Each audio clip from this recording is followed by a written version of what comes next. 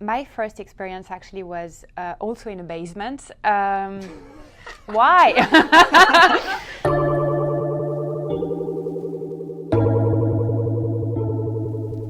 Are you ready to rock and roll? Okay. So I am very delighted to introduce our two wonderful ambassadors, one from France, Victoire Dauxerre, who is here today to talk about the pledge and her experiences of modelling, and the wonderful Aaron Miller, who is our English ambassador and has been modelling for a while and equally has his experiences. So I'm going to be setting this up and asking a few questions about how modelling is for them with and without the pledge. So the first question that I'd like to put to either of you, one or other can answer, is I think that when you get a job spec, you know, if you are not prepared for the job at hand, does it make it more difficult for you to perform? Yeah, definitely. Yeah. And I think it's crazy because it's the only industry, I would say, where you have no idea until you're actually on set to know what you're going to do. And it will be so much more efficient, you know, if you could know where you're going to go, which team you're going to work with, even the work of the photographer, what product you're going to present. And it would be amazing to actually consider the model in the creative process. And even time-wise, you know, because when I started as a model, I didn't know any of the tips, you know, so even no one told me going on castings, you have to wear nude underwears. And so when you're not in front of very nice or educated people, they can blame you for that. And so you feel really bad as a person, and it makes everybody lose a lot of time. So definitely, you know, I would have had the pledge at this time. I could have, you know, tell people, well, first I would have known how to use my time in a better way, and I could have told my agency, actually, this doesn't work for me. I need to know where I'm going, who I'm going to work with, and nothing of that would have happened. Yeah, I think it's respect for the model, the dignity of our life and our career. I've turned up to sets where I've been made to feel very uncomfortable with the stuff they want me to wear, or they'll try and stuff me in a pair of like size 8 high heels because I've got like the rusted bad boy look, and they want to make me look soft for their show, which is okay, but you should have explained that to me, because I would have told you that's not really for me. And so I think it's just about making everything harmonious on set, because everyone knows exactly what the point is on that shoot.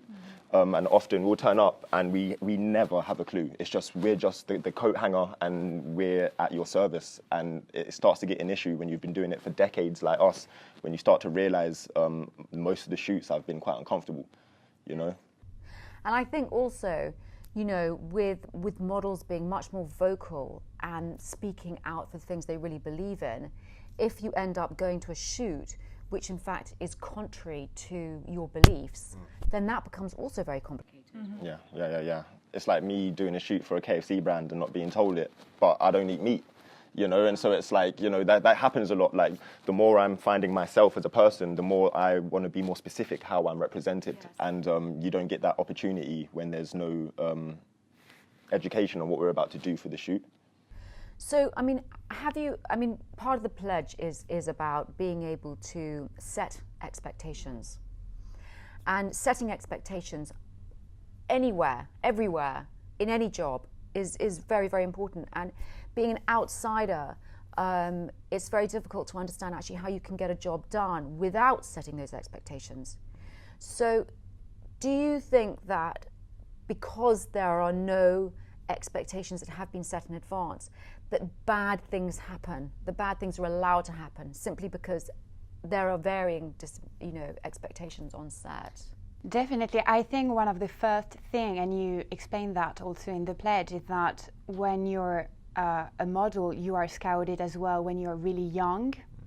And the trouble is that they tell you, you have to do that because we know it and you don't. Yes. And it's true, you don't know it because you're not educated to be a model, so you just do it, in a way. And things like nudity, for example, it happened to me so many times to be in the backstage of, for fashion weeks and for shows, and TV just entered and I was almost naked and they just filmed it, but everybody said, it is actually the way it is. Yeah. So I couldn't say anything. Yes. And because, there was no protection, there was no pledge. And so I couldn't say to anyone, I couldn't say to the designer, I couldn't say to the agency, look at it, I can be respected, I have my boundaries, I can say no. And I was 17.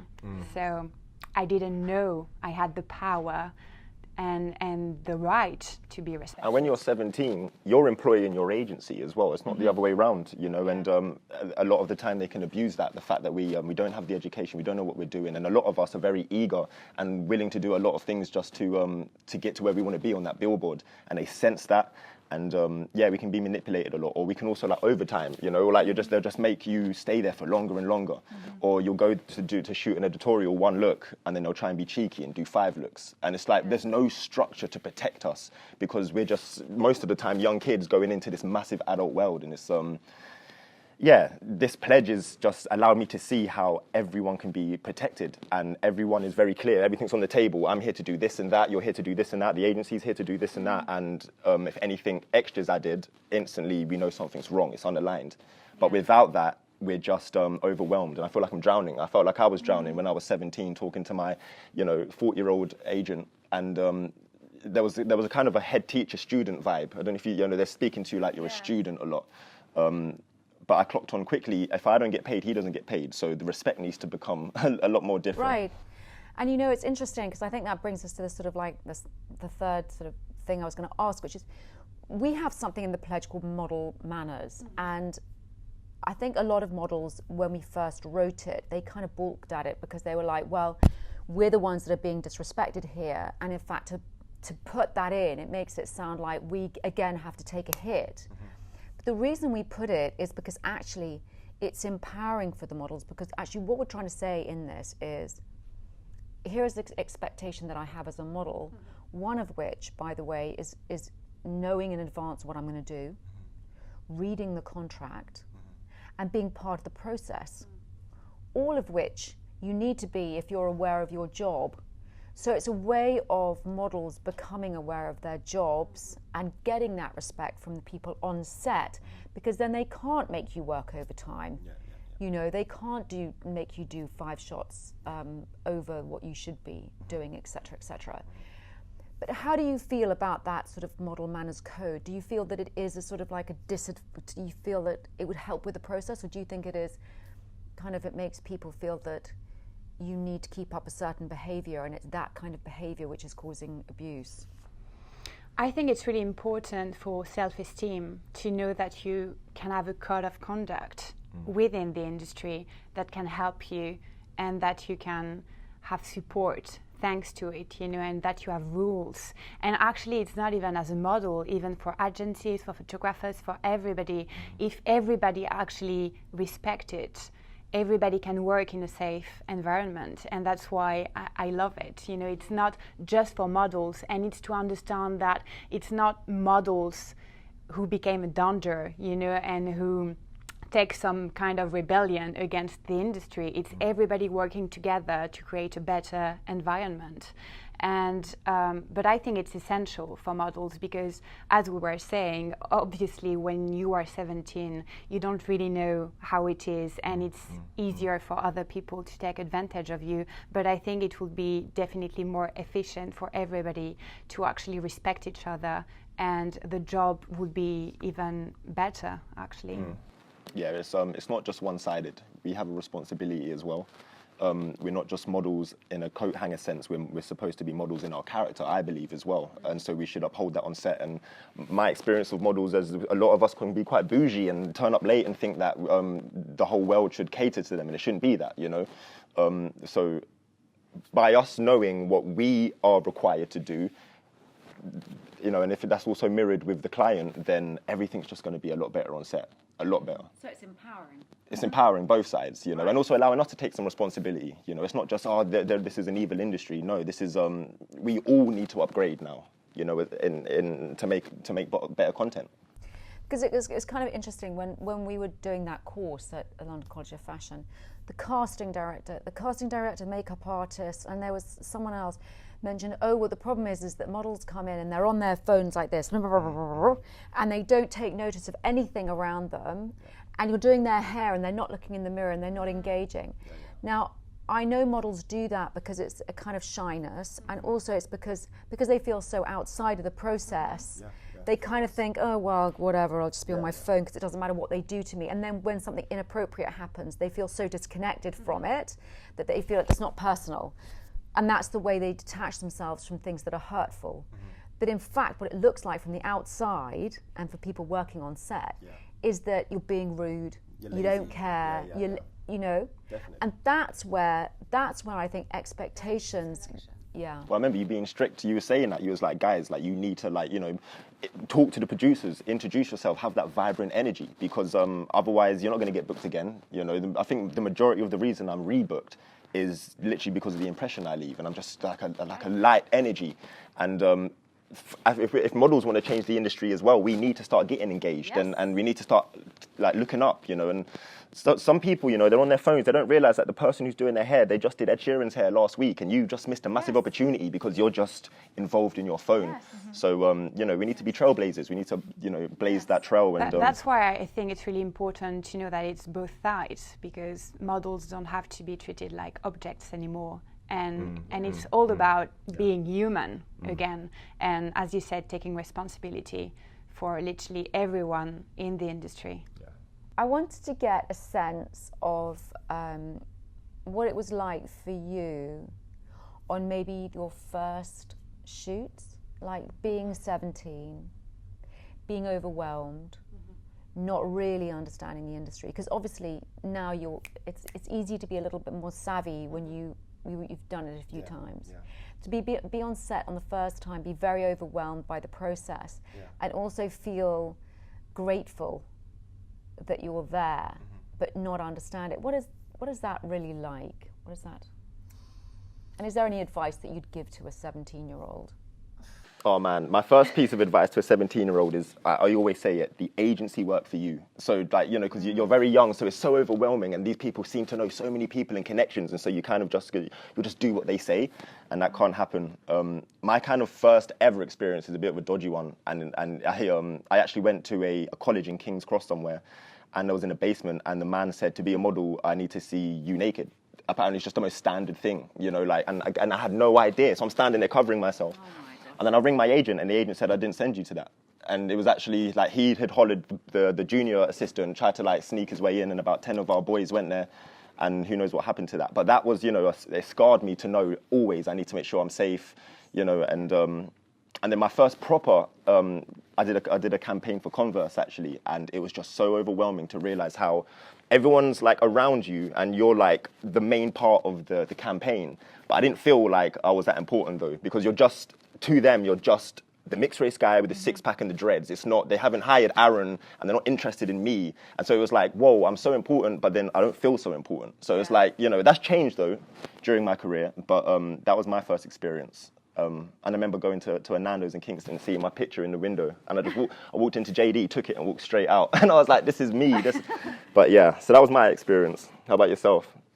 Well, I think I really agree with you. The most important is to feel safe always. Yeah. And I guess if you don't, and if you have this gut instinct that tells you I'm not safe, just go and leave. Every time. Because bad things can happen, and we all know that. And some of us, unfortunately, have experienced it.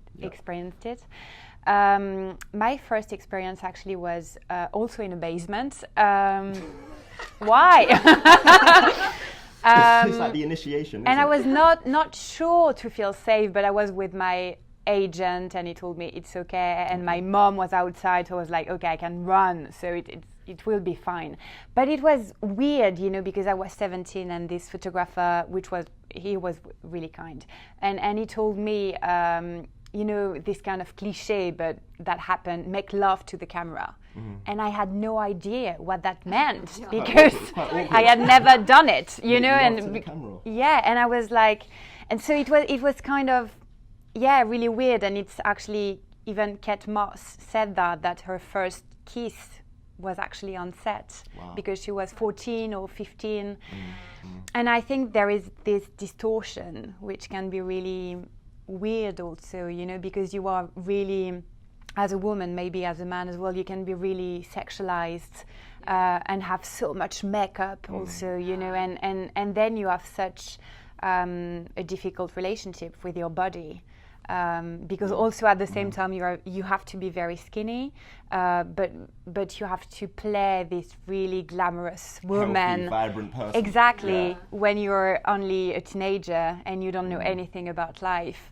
And I also really relate to what you're saying about, you know, the campaign, and then you see yourself on a magazine or in the street and you're like, this is me, and it doesn't really is me actually, because it's not my personality. It's really most of the time for me, most of my campaigns for the first 5 years was like, you know, like women are more sexualized. I was called thugized. I was like, everything was hood on, looked like you're one of the guys on the streets that's going to go stab someone. You know, stereotyped a lot. Like, it's like, I want you to look angry and rough. And I was like, but I want to tie my hair back and put me in some Speedos. I want to prove I could be a Calvin Klein model. So you also have to be able to be strong enough to say, I don't want to be represented like that no more, you know. But, you know, you do that, you might not get a job for about 2 years, you know. It is a risk, but you have to take it. You have to stand up for what you think's important. So, I mean, you know, the general public, I mean, you know, people like me who are outside of the industry and stuff like that, you know, I look through magazines and the general perception is, you know, they're lucky, they've got it all, they've won the gene lottery. It's like, you know, how bad can life be really? You get to travel the world. And in fact, that's actually what scouts say to you when you're 13, 14. If you want to be a model, you're going to travel the world, you're going to meet these, you know, really and crazy, amazing people. You'll earn lots of money. This is the perception. But what is it in reality? Because in my experience in speaking to people, they say it's really lonely. You travel around the world and it's lonely. In hostels. You know, people kind of like, because you're beautiful and you're made up, people are distanced from you. They just don't want to come up to you and say hello, because they're kind of like, it's scary when you meet somebody that beautiful. And also, so it's sort of, you somehow lose yourself in that. You know, that's the kind of feedback that I've been getting. But what is your experiences? Loneliness definitely is, the first word I would say. That's really well said. And I think the money thing also is a big myth. I mean, of course, maybe for 1%, you know, of models, 1%, it can happen, but not for most of us. And also because so many agencies take a huge percentage, so they earn a lot of money, but you don't as a model, and you actually live with so many other models. You know, you have to share flats. In not so many good relationships with them, you know. I mean, with girls, there's so much, jealousy. Living in the same house, So, and then that is actually taken off from your salary, and even the flights and everything. So at the end of the month, you don't have a lot at all. So that is a myth, you know, really. And then you have all the physical part also. I fell into anorexia when I was a model because I had to be a size 0 to get into the clothes. That happens to many models. So I mean, you have many triggers to go through when you are in this industry. But of course, it's hard to complain because you still have this dream. I mean, this industry definitely is surrounded by it. And you can't really say, oh, my life is hard because I'm flying to Miami to wear Dior and doing a shooting on the beach. Yeah. And you're made to feel lucky even if you're feeling lonely and not so. I think for me, it's a lot of hostels, it's a lot of pizzas, it's like a lot of 4-hour lines in Milan. Luckily for me, I don't really look like many of the models, so but I can see so much jealousy and everyone's staring at each other and like combing their hair or who's got the best jaw, you know. So a lot of seriously, it's a lot of anxiety. And you think you're perfect, like you're so right. So like I've literally opened some of the biggest catwalks in Milan and come back with no money still, because like suddenly they're telling me, oh yeah, but that apartment you was in was like 40 euros a day, and oh by the way, there's these cards, like we printed off cards that I didn't even ask for, and that's like 200 euros, and oh yeah, we put you on the website and we put you on the show pack, so that's £1,000 we're gonna have to take. And they don't ask you. You don't ask for this, but I have a creative company, I could have done it myself, but they just it's everything's in. And I think the biggest thing I need to mention is the way that you have to wait for the money. So like my mental health, you know, I don't come from like the greatest upbringing, so suddenly everyone thinks you've made it. Oh my God, look at you on Oxford Street, and I'm walking past Oxford Street and I can't even buy the trainers that I'm advertising because they haven't even paid me for that campaign. And I'm the carer of my mum. My mum's disabled, and I'm with my mum, and we can't even eat. And it's like the mental health of seeing yourself on a 200-foot poster and you have no money in your account. You don't know when it's going to come. Often you find out your agency got paid quite quickly, but they want to just hold it to make interest on it. And so you're fighting for your money. And that's when you just start to lose, you just start feeling like just low. You know, you just start, well, why am I begging for this money? And then they call you, you know, you're stalking us, stop emailing. I'm like, but my service has been rendered. I don't understand. But it's because of this industry, it's just not regulated. No one's really, until now, really cared to make a change. This is modern slavery. This is what we're putting a stop to. This has to stop. Yeah. Because this has to stop. I mean, it's abuse on such a horrific level. And I'm. And it's most people's story, unless like you are that 1%, because you know. And so many people actually can't even leave the industry because they're on debts. Yeah. Oh man, that's a different I know, one. and they get pursued. Yeah. So well, we are putting a stop to all of that. Absolutely, 100%. Not, you know, my aim is that worldwide, you know, this gets put to stop too, and that the job is professionalized. I mean, as you've been saying. I mean, I think one of the problems is something that you mentioned, which is the competition between models, because actually it means that there's a lot of infighting. As soon as models are fighting with each other, it means that you can't unionize and get together and really, really create a strong force to fight. Yeah, no, we need to get together from the grassroots first of all. And, you know, it was just to be confident in your own career, realize that what's for you won't miss you. You can be successful, and there's enough for everyone, you know. Yes. I've never looked at anyone else and been jealous. I don't know about you, but I've been like, Exactly. you know, I'm going to get this regardless of him. So, yeah, that's the mental health of the models. We can absolutely work in a nice environment all together. So the change can happen. That change can happen! Yay!